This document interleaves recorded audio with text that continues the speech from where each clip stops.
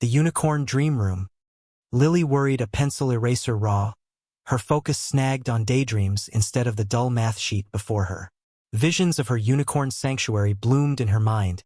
Blush-toned walls, a cloud-soft rug beneath bare feet.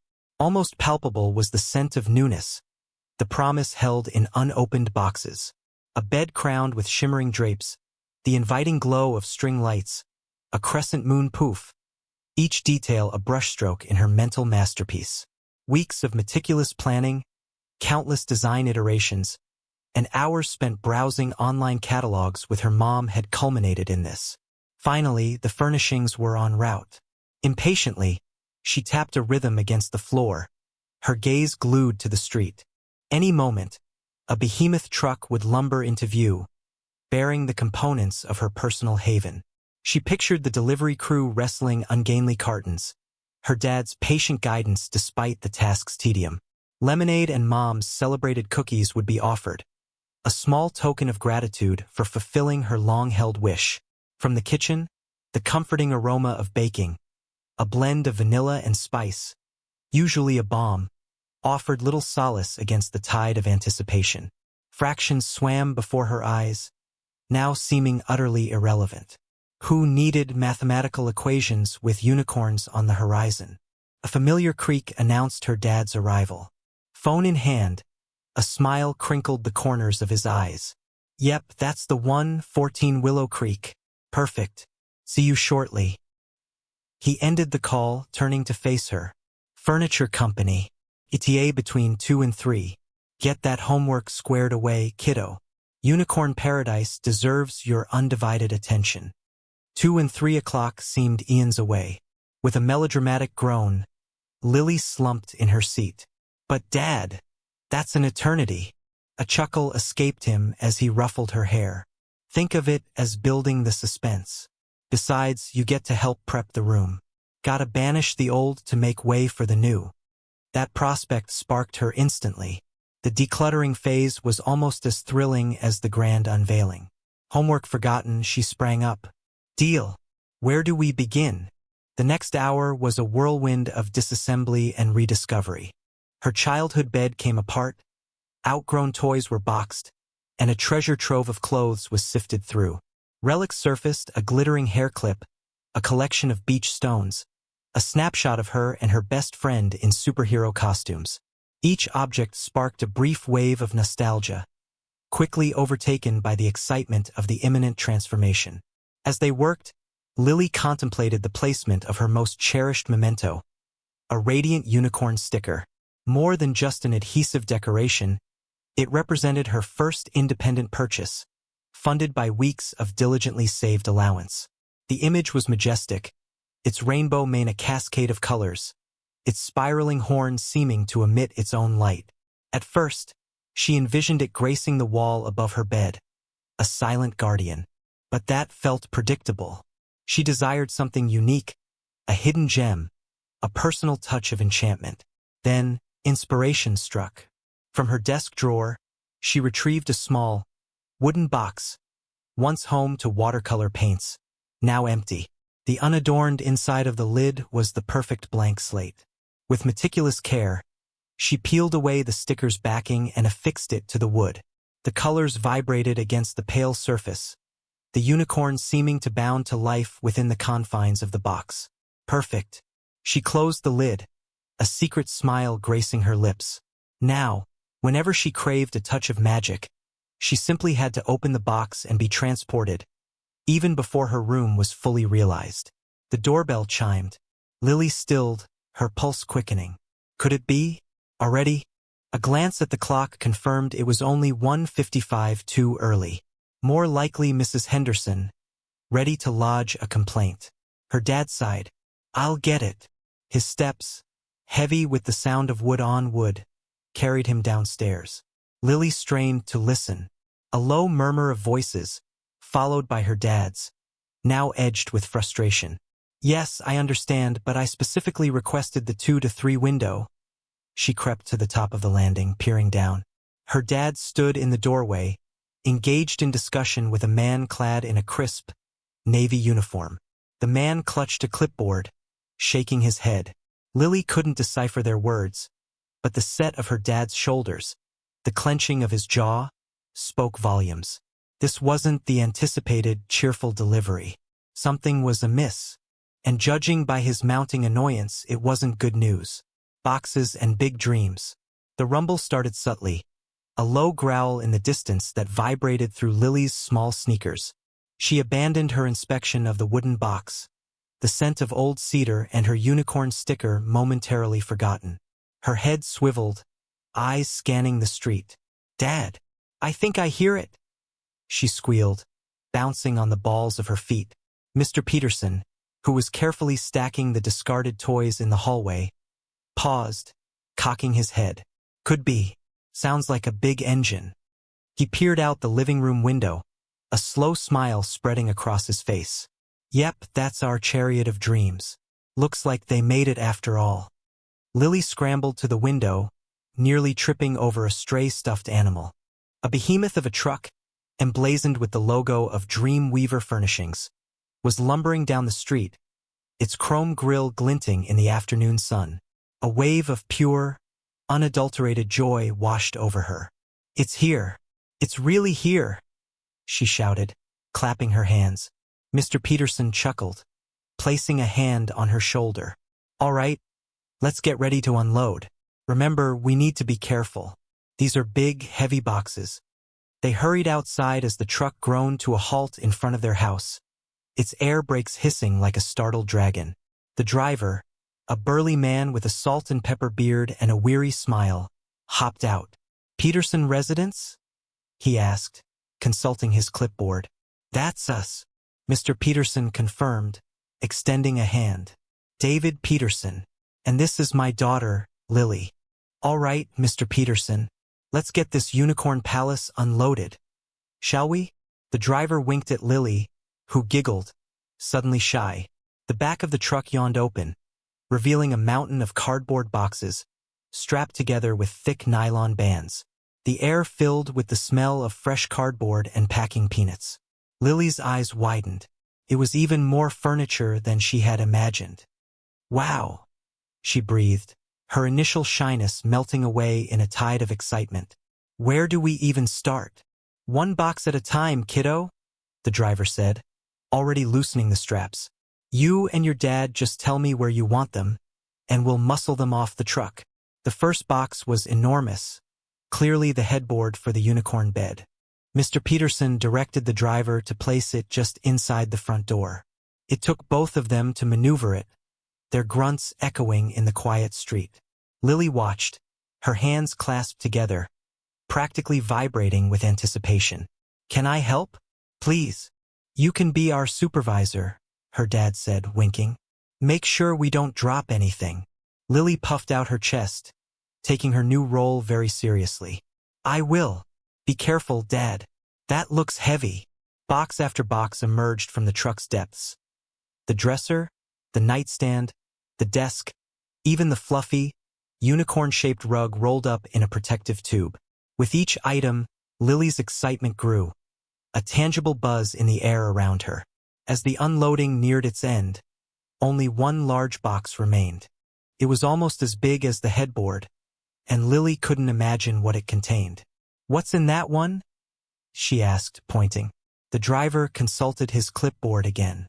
"That would be the bookshelf, miss. Pre-assembled, according to the manifest." The bookshelf. Lily had almost forgotten about it. It was going to be perfect for displaying her unicorn collection. As they wrestled the box off the truck, Lily noticed a small, inconspicuous spot on its side. It was smooth and flat, almost begging for something. An idea sparked in her mind. "Dad, can we put this box down for a second?" she asked, her voice laced with urgency. Mr. Peterson, slightly out of breath, obliged. "What's up, Lilybug?" Lily raced inside and returned moments later, clutching the wooden box from her room. She carefully peeled off the unicorn sticker, its edges shimmering in the sunlight. With meticulous precision, she pressed it onto the side of the bookshelf box, right on that smooth, blank spot. "There," she said, stepping back to admire her work. "Now it has a little extra magic." The driver chuckled. Smart girl. Gotta bless the furniture, right? Mr. Peterson smiled, shaking his head. All right, let's get this inside. Lily, you lead the way. Show us where the magic goes. With renewed energy, they hoisted the bookshelf box and carried it into the house. Lily leading the charge, her unicorn sticker a silent promise of the wonderland that was about to unfold. Enter Mrs. Higgins.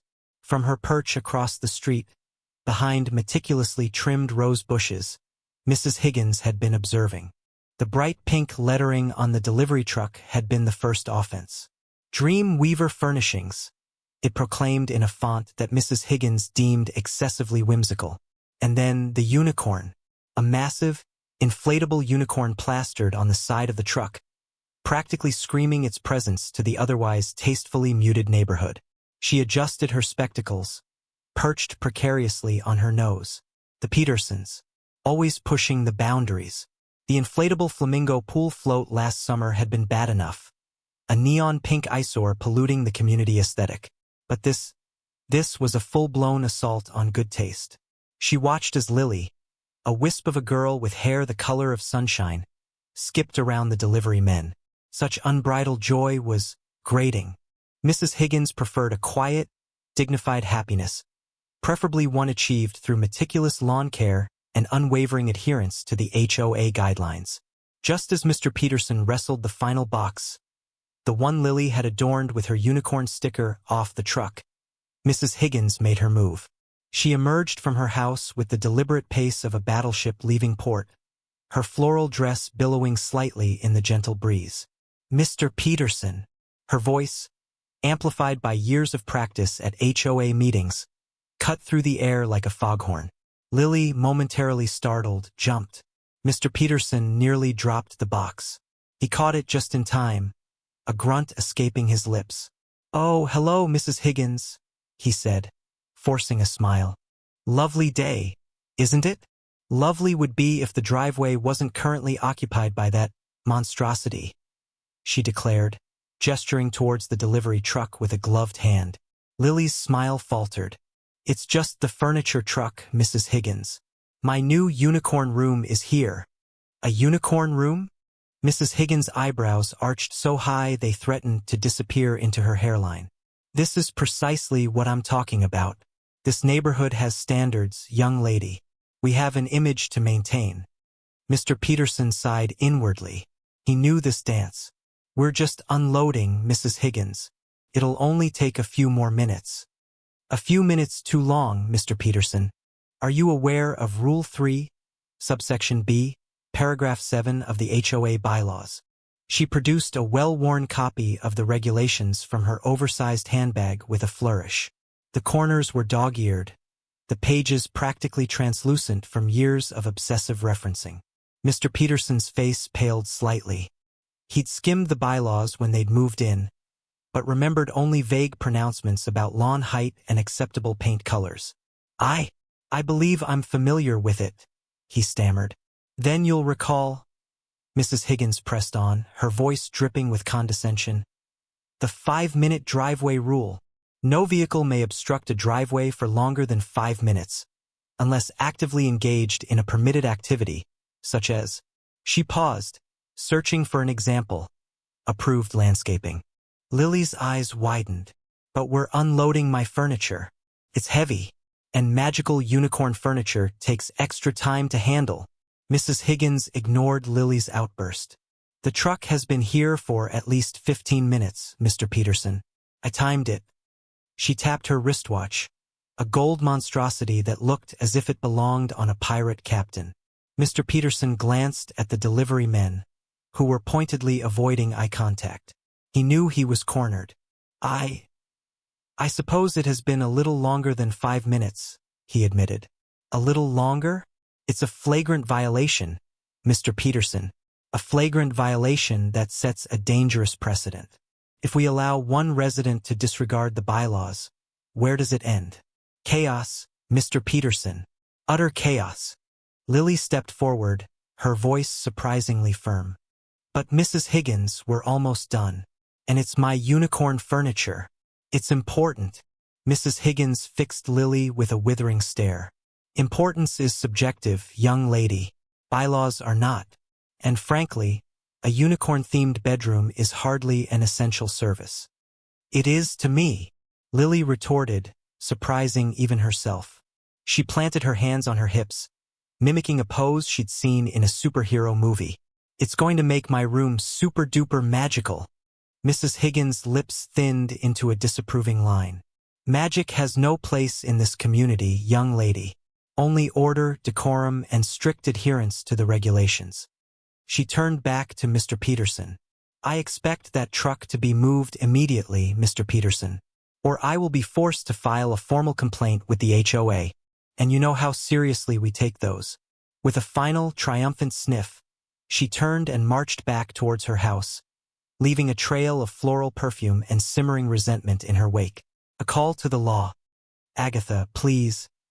Mr. Peterson pleaded, his voice laced with a weariness that belied the fire in his eyes. It's just furniture. For Lily. She's been looking forward to this for weeks.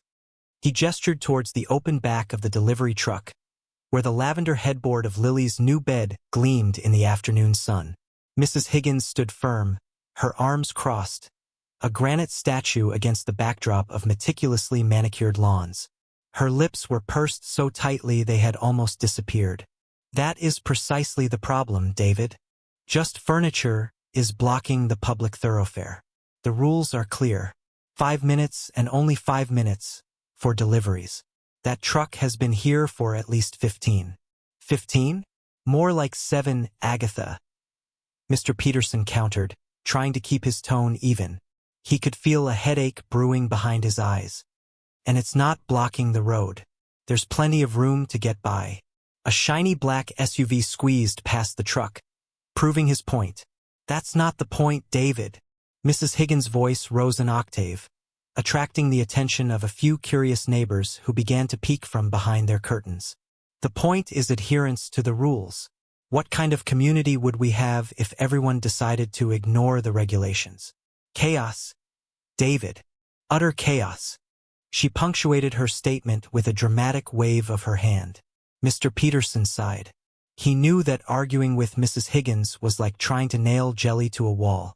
Logic and reason were simply no match for her unwavering conviction in the righteousness of HOA regulations. He tried a different approach. Agatha, Lily is having a rough time lately. This room is really going to cheer her up. Can't you just make an exception? Just this once. Mrs. Higgins' eyes narrowed. Rough time? What's that got to do with anything? Rules are rules, David. No one is above them. She glanced pointedly at the unicorn-shaped lamp nestled amongst the boxes in the truck. Besides, that garish display is hardly in keeping with the aesthetic of our community. Unicorns? Really? Mr. Peterson felt a surge of anger, but he tamped it down. He needed to remain calm, for Lily's sake. It's for a child, Agatha. It's supposed to be fun and whimsical. Fun and whimsical is fine, David, within the confines of one's own property. This, she declared, gesturing grandly at the truck and its contents, is a public nuisance. Mr. Peterson ran a hand through his thinning hair, his patience wearing thin. A public nuisance? Agatha, you're being ridiculous. Mrs. Higgins sniffed. I will not be spoken to in that manner, David. And if you insist on flouting the rules, I have no choice but to take further action. She reached into her oversized handbag and pulled out her phone. Mr. Peterson's eyes widened. What are you doing? Mrs. Higgins held the phone to her ear, her gaze fixed on Mr. Peterson. I am calling the authorities, David. This situation is clearly beyond reason. The authorities? Agatha, you're calling the police over a delivery truck.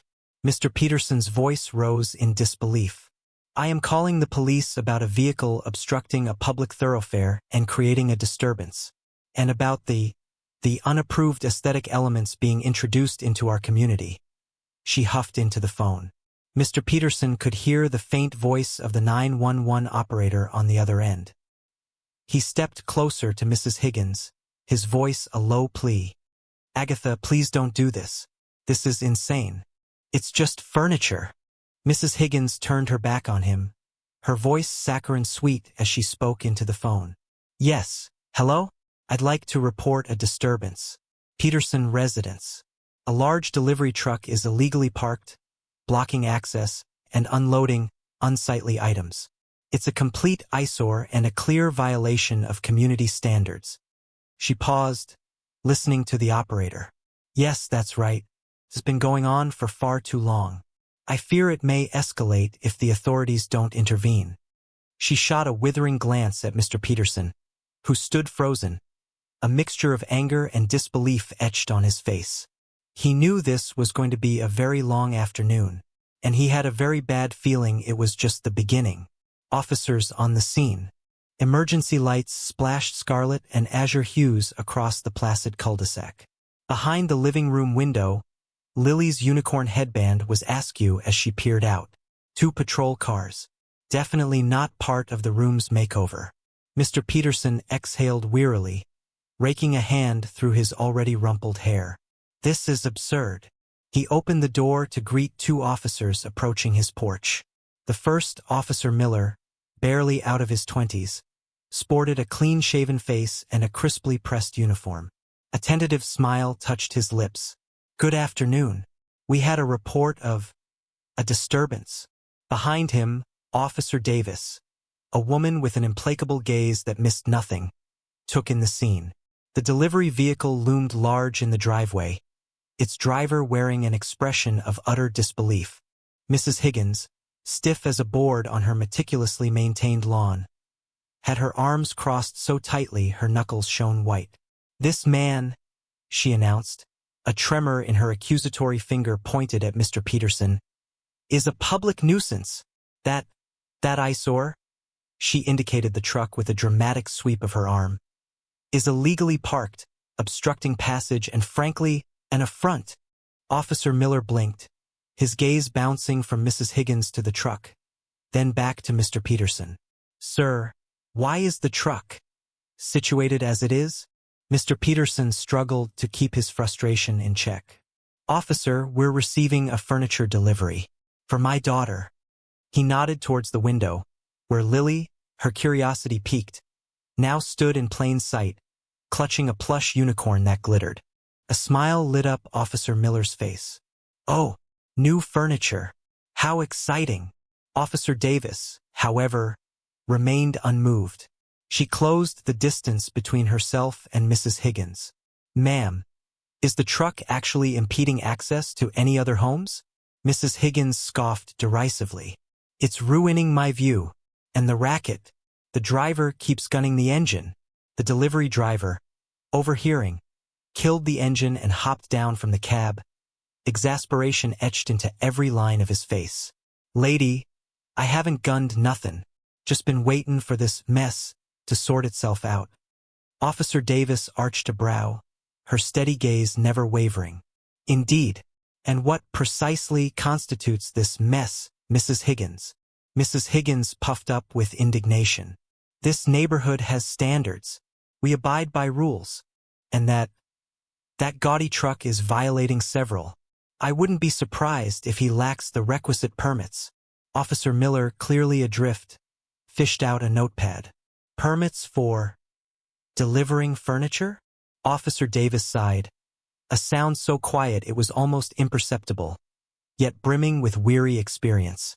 Turning to Mr. Peterson, she said, Sir, do you have documentation for this delivery? Perhaps a receipt. Mr. Peterson hurried inside, reappearing moments later with a crumpled invoice. Officer Davis scrutinized it, her expression inscrutable. Then, turning to Mrs. Higgins, she stated, Mrs. Higgins, the delivery appears to be above board. The truck is not, in actuality, obstructing access to any other residences. And to the best of my knowledge, there are no HOA rules specifically governing the aesthetic appeal of commercial vehicles. Mrs. Higgins sputtered, momentarily speechless. But the principle, the precedent it establishes. Before you know it, we'll have derelict campers cluttering our lawns. A flicker of amusement played at the corner of Officer Davis's lips. I believe we're far from that scenario, ma'am. She addressed Officer Miller, who was still staring blankly at his notepad. "Miller, why don't you run the truck's plates, just to be thorough?" Visibly cheered by this directive, Officer Miller nearly sprinted toward the truck. Lowering her voice, Officer Davis spoke to Mr. Peterson. "Sir, while Mrs. Higgins' concerns might be overstated, it would benefit everyone if you could expedite the unloading. The longer the truck remains, the higher the likelihood of this situation escalating." Mr. Peterson nodded with relief. "Absolutely, officer. We'll unload as swiftly as possible." He turned to Lily, offering her an encouraging smile. "Come on, sweetie. Let's go unpack those unicorn dreams." As Mr. Peterson and the delivery driver began moving boxes, Officer Davis watched Mrs. Higgins, who continued to fume in silence. Something else lay beneath her rigid adherence to the rules, a simmering discontent that Officer Davis recognized all too well. It wasn't really about the truck. It was about something deeper, a change of tune. Lily worried her lip, the earlier bubble of excitement deflating into a hard knot of dread.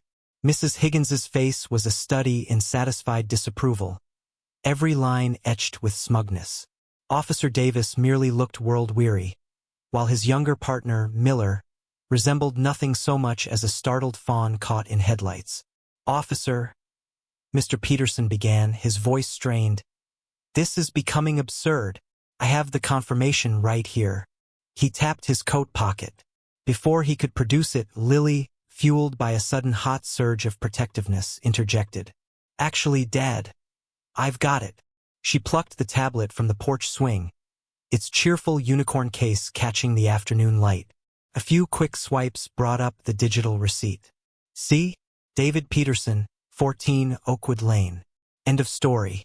She presented the device, the screen glowing with irrefutable evidence. Davis scrutinized the display, his brow furrowed in contemplation. Miller craned his neck to see, his eyes widening at the sight of the whimsical unicorn case. Mrs. Higgins, though, remained unmoved. Color bloomed in her cheeks, her breathing growing rapid. An odd light flickered in her eyes. That's beside the point," she burst out, her voice climbing the scale. Mr. Peterson sighed heavily. "Then what is the point, Mrs. Higgins? You summoned the authorities because you thought we were absconding with furniture? We've demonstrated it's ours. Can we proceed with the delivery, please?" Silence descended, thick with tension. Mrs. Higgins's gaze flitted about, finally snagging on the stacked boxes on the delivery truck. A strange, almost covetous, expression flitted across her face. Then, just as quickly, it hardened into something resolute. That's my furniture," she declared, a trembling finger aimed squarely at the cartons. Disbelief hung in the air like a palpable fog. Lily's jaw went slack. Her father simply gaped. Even the unflappable Davis seemed momentarily thrown off balance. Miller, predictably, just looked more bewildered than ever. "Excuse me," Mr. Peterson finally managed, his tone laced with disbelief. "Yes, that furniture," Mrs. Higgins insisted, her voice gaining strength with each pronouncement. "It was mis-delivered. It belongs at my residence, 12 Oakwood Lane. I've been anticipating it all week." Lily stared at Mrs. Higgins, trying to wrap her mind around the sheer gall of the accusation. "But the delivery slip, a mistake." Mrs. Higgins waved it away with a dismissive flick of her wrist. "A simple clerical error. It happens. They must have transposed the addresses. You ordered. What did you order? Something tasteless, no doubt." "I ordered a new chaise lounge and several antique mirrors, quite delicate and precious." She puffed up with self-importance, daring them to challenge her. Officer Davis, regaining his composure, arched a brow. "Mrs. Higgins, are you positive? We have documentation here verifying the furniture is addressed to Mr. Peterson." "Documentation can be faked, officer," she snapped, her voice dripping with suspicion. "Or doctored. I insist you verify the delivery manifest. I insist on a thorough investigation. This is a blatant case of grand larceny, A spark of anger ignited in Lily. That's a lie. You're lying. Lily, her father cautioned, placing a calming hand on her shoulder. Allow me. He turned back to Mrs. Higgins, his voice dangerously even. Mrs. Higgins, while I appreciate you may be expecting a delivery, these items are clearly addressed to us. We ordered them, we paid for them, and we intend to retain possession of them. But the unicorn, Mrs. Higgins blurted, pointing at Lily's tablet case. That proves my point. Only a child would desire something so vulgar. I would never order anything adorned with a unicorn. My furniture is refined, elegant. Lily's eyes narrowed. Mrs. Higgins was twisting everything, weaponizing her affection for unicorns. This had transcended mere furniture. It was about Mrs. Higgins's undisguised contempt for anything outside her rigid definition of acceptable. Officer Miller, finally finding his footing, chimed in. Ma'am, perhaps you could describe the furniture you anticipated? Perhaps we could cross-reference it with the contents of the truck. A flicker of doubt crossed Mrs. Higgins's face as she hesitated. A sudden, unsettling realization dawned on Lily. Mrs. Higgins likely hadn't ordered anything at all. This was a desperate, ludicrous attempt to what end? Lily couldn't even begin to fathom the depths of Mrs. Higgins's motivations. It's being delivered in unmarked boxes, Mrs. Higgins said weakly, avoiding eye contact. Utterly plain boxes. For security purposes, of course. The delivery driver, who had observed the escalating drama in silence, finally spoke up. Ma'am, all our deliveries are in company-branded boxes. We don't do plain for anyone. Mrs. Higgins leveled a furious glare at him. You're all in on it, she shrieked. A conspiracy. I'm surrounded by reprobates. Lily glanced at her father, her heart sinking. How could they possibly reason with such entrenched irrationality? The vision of her unicorn-themed sanctuary seemed to recede further and further, buried beneath a mountain of preposterous accusations and petty resentments. The unicorn revelation. Mr. Peterson massaged the bridge of his nose. Officer, with all due respect, this has become farcical. I possess the digital proof of purchase. I have the order number. What else could possibly be required? He brandished his phone, already connecting to Dream Weaver Furnishings. Let's get a representative on the line to vouch for the order. The destination, everything. A dismissive snort escaped Mrs. Higgins. As if they'd own up to their blunder. They're likely in league. Officer Miller, clearly at his wit's end, raised a placating hand. Ma'am, please, let's simply hear what the company has to say. The line connected, and a cheerful voice chirped. Mr. Peterson launched into his explanation, his voice taut with thinly veiled exasperation. Lily watched, gnawing at her lower lip.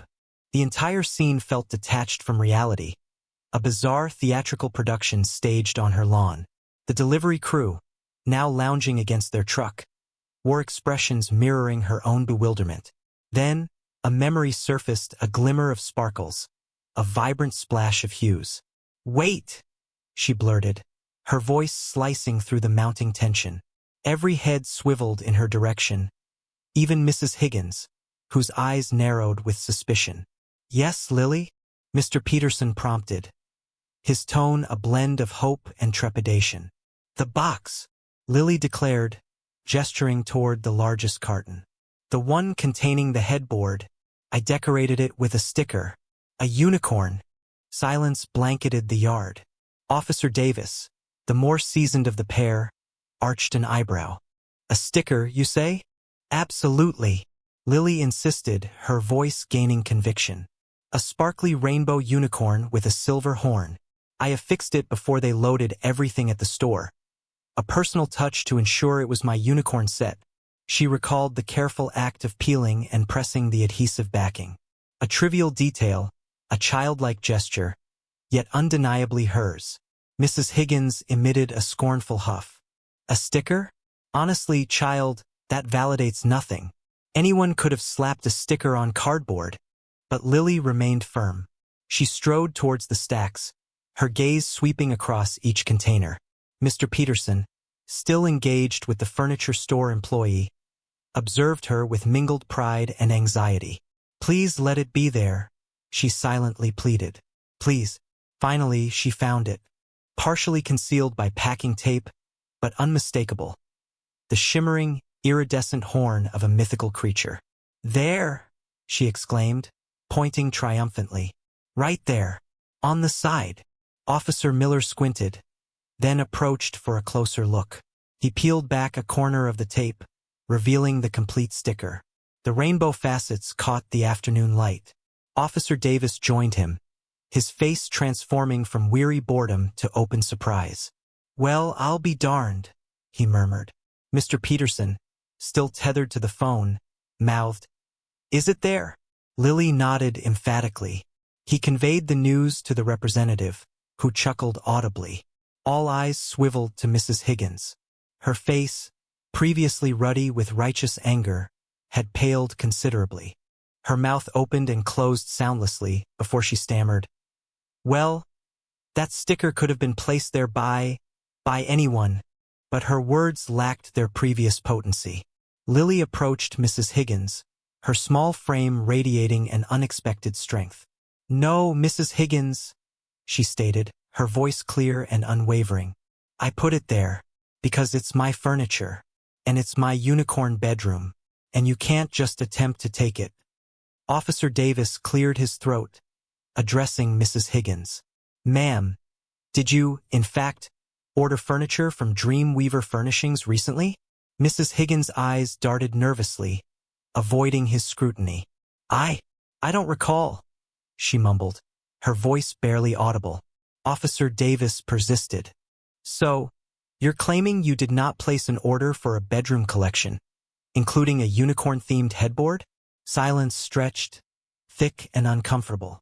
The furniture store representative, still connected to Mr. Peterson, could likely hear the proverbial pin drop.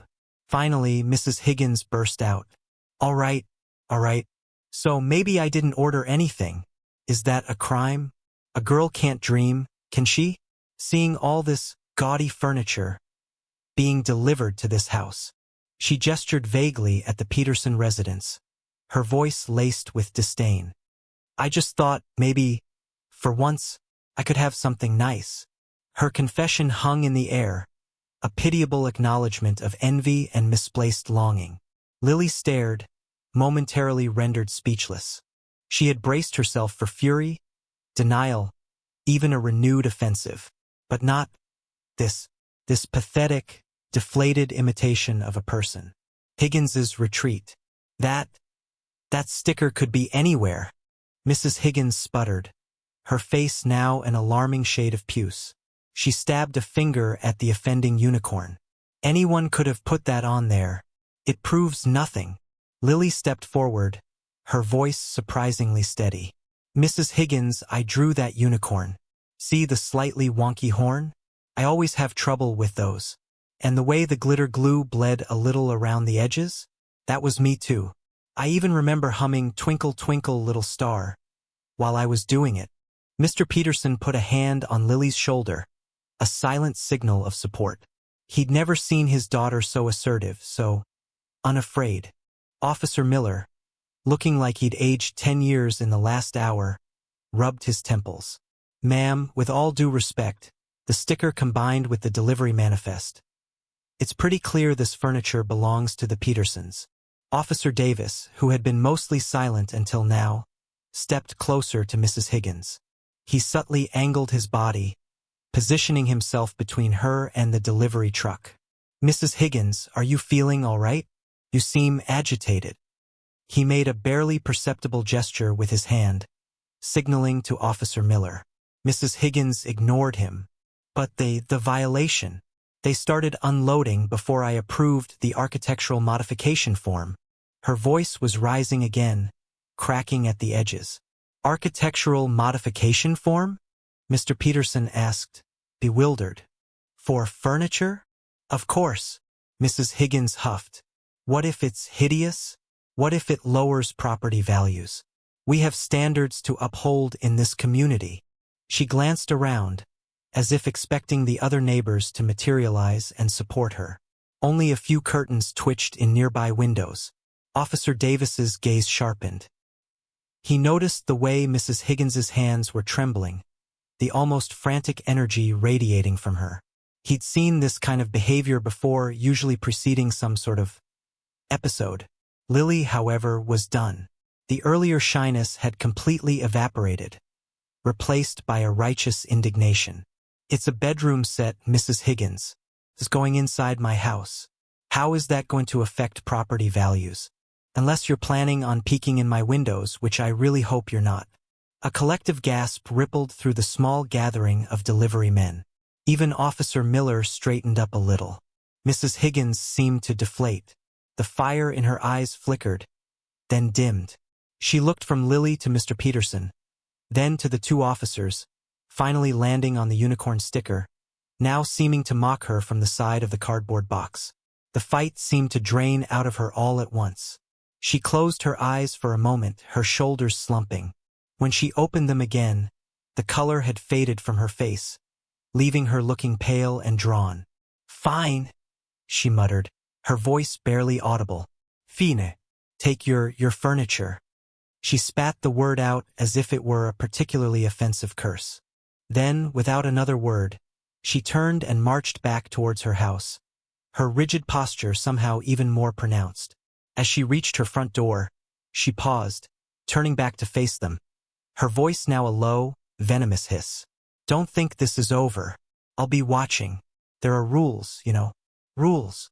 She slammed the door behind her, the sound echoing in the suddenly quiet street. Officer Miller sighed, running a hand through his thinning hair. "Well, that was something." He looked at Officer Davis. "You okay, Davis?" Officer Davis nodded slowly, his gaze still fixed on Mrs. Higgins's house. "Yeah, just keeping an eye on things. I'll be right back." He moved to his vehicle to call it in. Lily watched Mrs. Higgins's retreat, a mix of relief and lingering unease swirling within her. She had won, but at what cost? She couldn't shake the feeling that this was far from over. The rules, the property values, the unicorn sticker. It felt as though Mrs. Higgins could find any reason to continue this fight. The unicorn furniture girl. Officer Miller sighed, running a hand over his balding head. "Mr. Peterson, Lily, I can't apologize enough for the misunderstanding. We were just responding to a call and Mrs. Higgins, well, she seemed very insistent."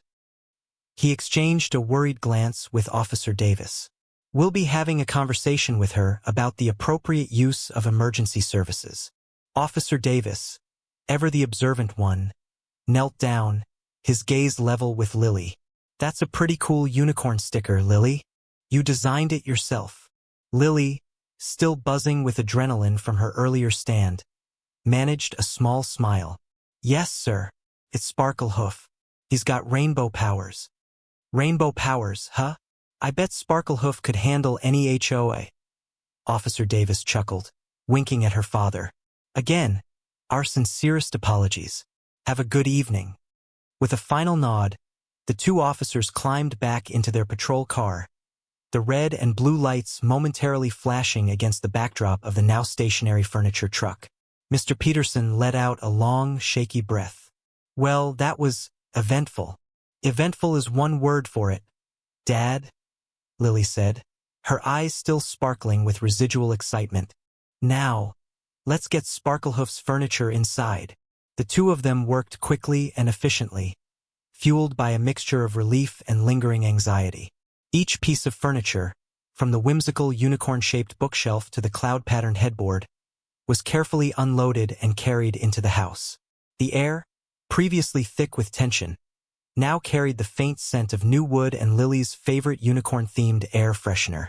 By the time the last box was inside, the sun had begun to dip below the horizon, casting long shadows across the lawn. Mr. Peterson wiped his brow with a handkerchief. "I think we deserve some pizza tonight, don't you?" Lily grinned. "With extra sprinkles." As they settled in for the evening, the local news flickered on the television. A familiar image flashed across the screen. The furniture truck, the police car, and, prominently displayed Lily's unmistakable unicorn sticker. "We interrupt this program for a special report," the anchorwoman announced, her voice tinged with amusement. A local HOA dispute took an unexpected turn this afternoon when police were called to the Peterson residence on Elm Street. Apparently, a neighbor, identified as HOA President Mildred Higgins, claimed the Petersons' newly delivered furniture was actually hers. The situation escalated until young Lily Peterson, a resident of the home, proved ownership with a unique identifier, a custom-made unicorn sticker, affectionately named Sparklehoof. The report continued, showing snippets of shaky cell phone footage taken by onlookers. Lily cringed as she recognized her own voice, slightly higher pitched than usual, declaring, "Sparklehoof belongs to me." The anchorwoman's voice returned. The incident has sparked a debate online, with many praising young Lily's quick thinking and criticizing Mrs. Higgins's actions. Some are even calling Lily the unicorn furniture girl. Mr. Peterson chuckled, wrapping an arm around Lily. "The unicorn furniture girl, huh? Sounds like a superhero name to me." Lily felt a warmth spread through her. The embarrassment of the afternoon faded, replaced by a sense of pride. She had stood up for herself, for her dream, and Sparklehoof had been her shining armor. The report concluded with a brief interview with a local psychologist, who speculated on the possible motivations behind Mrs. Higgins's behavior, hinting at feelings of isolation and a need for control. Lily couldn't help but feel a flicker of sympathy for her neighbor, despite everything. As the news segment ended, Lily glanced out the window. The street was quiet, the only sound the gentle chirping of crickets. But she couldn't shake the feeling that this was far from over. Mrs. Higgins, defeated but not broken, was still out there. And Lily knew, deep down, that the war for Elm Street and her right to a unicorn-filled life had only just begun. The glow of the television reflected in her eyes, determined and a little bit wary. A room of her own. The delivery truck, blessedly unmolested this time, deposited the remaining cartons in the Petersons' drive. Lily, practically vibrating with anticipation, snatched the box cutter before Mr. Peterson could even wrestle free from the driver's paperwork. "Headboard's mine," she declared, already scoring the cardboard. A chuckle, lighter than yesterday's, rumbled from Mr. Peterson. "Easy there, Tiger. Let's keep all digits intact. Okay?" Inside, cushioned in layers of protective foam, shimmered the headboard, a pearly expanse shaped like stylized unicorn wings, each feather detailed with subtle, iridescent paint. Lily gasped, her earlier worries evaporating like morning mist. The afternoon dissolved into a flurry of furniture construction. Surprisingly handy with an Allen wrench, Lily assisted Mr. Peterson in deciphering the cryptic instructions. The air, redolent with the scent of fresh-cut wood, punctuated by the occasional frustrated sigh when a screw stubbornly resisted. Even Mr. Peterson, usually the embodiment of composure, threw his hands up in mock surrender a couple of times, muttering a breathy, "Who dreams this stuff up?" Lily's room, previously a forgettable pale yellow box, underwent a captivating transformation. The bed came first, a majestic centerpiece crowned by its winged headboard. Next, the bedside table, a delicate creation on slender, curving legs, its drawer adorned with a tiny, silver horn pull. A vanity followed, sporting a heart-shaped mirror rimmed with twinkling LEDs. As the final piece slid into place, Lily leaned against the doorframe, hands on her hips, surveying her newly claimed territory. The setting sun poured through the window, bathing the room in a honeyed glow. It surpassed even her wildest imaginings. "Well," Mr. Peterson said, swiping his forehead with his sleeve. "That's certainly committed to the theme." Lily beamed. "It's perfect." The subsequent hours were a joyful exercise in personalization. Cartons brimming with unicorn-centric treasures spilled their contents. Plush toys with kaleidoscopic manies, sequined throw pillows, a shimmering tapestry portraying a herd of unicorns galloping beneath a lunar sky. Each miniature unicorn figurine found its designated spot on the vanity, each possessing its own quirky charm. Strands of fairy lights were draped around the ceiling's perimeter, bathing the space in a soft, ethereal luminescence. Her beloved unicorn lamp, a ceramic figure with a light bulb nestled in its horn, reigned supreme on the bedside table. Finally, she unrolled the hand-painted rug, its swirling vortex of pastel hues completing the metamorphosis. When done, Lily stepped back to admire her handiwork. The room was a sanctuary, a refuge, a testament to her unique vision, undeniably a space entirely her own. She sank onto the luxuriant rug, savoring the soft texture beneath her fingers. A delicate fragrance of lavender and glitter hung in the air. She closed her eyes, inhaling deeply. The events of the preceding days flashed through her mind. The initial thrill, the escalating apprehension, the confrontation with Mrs. Higgins, the unwelcome media spotlight. Facing Mrs. Higgins had been daunting. Lily had always shied away from conflict, preferring to blend into the background, avoid rocking the boat. Yet, Mrs. Higgins' palpable unfairness had ignited something within her. It was more than just furniture. It was about being seen, about being valued, about having her aspirations recognized. She recalled the news report, the comments section, a digital battlefield of opinions. Some applauded her originality and tenacity. Others decried her as frivolous and attention-seeking. Still others championed Mrs. Higgins, portraying her as a victim of youthful overreach. Lily grasped that she couldn't dictate the perceptions of others. Her only domain of control lay in her own actions. And deep down, she knew she had acted rightly. She had advocated for herself, for her aspirations, even when fear gnawed at her. Mr. Peterson peeked into the room. "Dinner's on, kiddo. Spaghetti, your favorite." He paused, his gaze roaming over the transformed space. A slow smile blossomed on his face. "It's remarkable, Lily. You did a fantastic job." Lily returned the smile, a genuine, heartfelt expression. "Thanks, Dad." As she trailed him toward the kitchen, Lily couldn't suppress a swell of accomplishment. She had met an obstacle and she had conquered it. She had fashioned a space that was uniquely hers, a space that reflected her personality and dreams. And in doing so, she had unearthed a strength within herself she hadn't known existed. The spaghetti tasted exceptionally delicious that evening.